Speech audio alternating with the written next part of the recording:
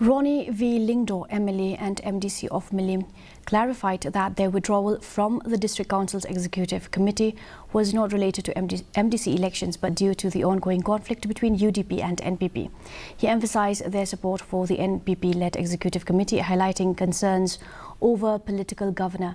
imposed administrative rule if the council fails. He stressed that their focus is on advocating for the amendments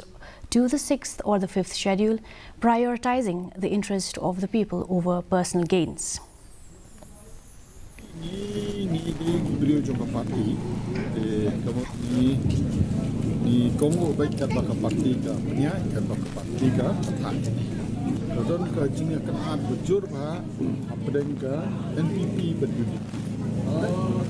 Di keperluan yang iban kersan nama ba inisiatif bala da klan ke isi yo gubernur waina da administrators rule bat kajing sim jungi mdai bangi perkhat agan gono kada rengi perkhat ba kan don ka amendment ya sexually dilada wenno kita kamot kalabu yang jadi bari jungi kajing ma jisi ni sim ya kata karai kolor kata mdai na kono kada di ke parti yang tu ke poru soya hakat ni dai mentapat ke parti ke omba ini benino ada ni kum beliau tiba